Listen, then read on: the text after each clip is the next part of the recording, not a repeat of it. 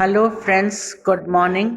आज हम बिल्कुल नया टॉपिक पढ़ेंगे, assigning formal charge on intermediates and ions. मध्यवर्ती एवं आयनों पर औपचारिक आवेश दर्शाना।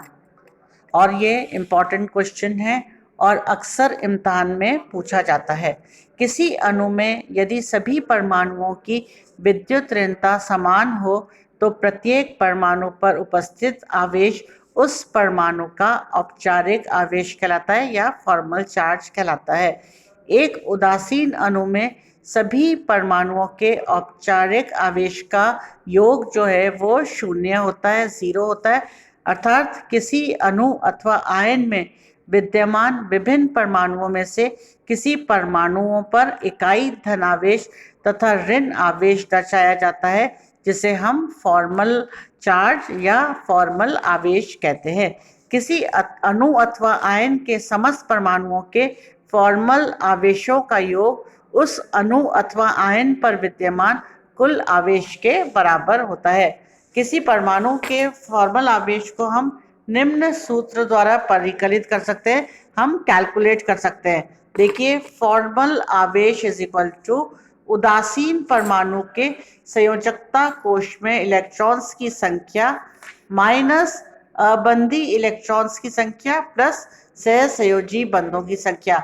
अब ये जो फॉर्मूला है, ये जो सूत्र है, इस सूत्र में हम इलेक्ट्रॉन्स की संख्या भर के किसी भी परमाणु का या मध्यवर्ती आयन का हम आवेश या फॉर्मल चार्ज निकाल सकते हैं। पहला, अब हम कुछ इसके रूल्स है। पहला रूल है, उदाहरण के लिए नाइट्रोजन, ऑक्सीजन, क्लोरीन में नाइट्रोजन NO व Cl का औपचारिक आवेश जो है वो शून्य है। CH2 डबल बॉन्ड CH2 एवं CH ट्रिपल बॉन्ड CH यानी कि एथीन एवं एसिटिलीन में कार्बन का फॉर्मल चार्ज जो है वो जीरो है, शून्य है। अमोनियम आयन, अब हम कैलकुलेट करेंगे अमोनियम आयन का। अमोनियम आयन में आप जानते हैं नाइट्रोजन जो है 4 हाइड्रोजन परमाणुओं से जुड़ा होता है। प्रत्येक हाइड्रोजन परमाणु के लिए संयोजकता कोश में विद्यमान इलेक्ट्रॉन की संख्या कितनी है? 1। अब इसमें कोई अबंधी इलेक्ट्रॉन्स नहीं है, नॉन बॉन्डिंग इलेक्ट्रॉन्स नहीं है, तो अबंधी इलेक्ट्रॉन की संख्या हो गई 0। सहसंयोजी बंध 1 है, एक सहसंयोजी बंध से जुड़ा हुआ है हाइड्रोजन नाइट्रोजन से, तो फॉर्मल आवेश क्या हुआ? 1 minus 0 plus 1 is equal to 0, यानी कि एक में से एक अपन ने घटा दिया तो शून्य प्राप्त होता है। नाइट्रोजन परमाणु के लिए संयोजकता कोश में विद्यमान इलेक्ट्रॉन्स की संख्या कितनी है? 5। आप सब जानते हैं संयोजकता वैलेंस शेल में नाइट्रोजन के 5 होती है। अबंधी इलेक्ट्रॉन्स की संख्या 0। अब नाइट्रोजन से 4 हाइड्रोजन परमाणु सहसंयोजी बंध द्वारा जुड़े हुए हैं, तो सहसंयोजी बंधों की संख्या कितनी हो गई आपकी? 4।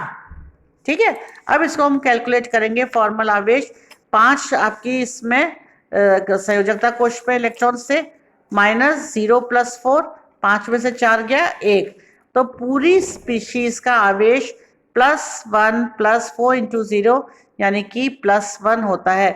अतः NH4 अमोनियम पर एक धनावेश आएगा, इसलिए हम लिखते हैं NH4+।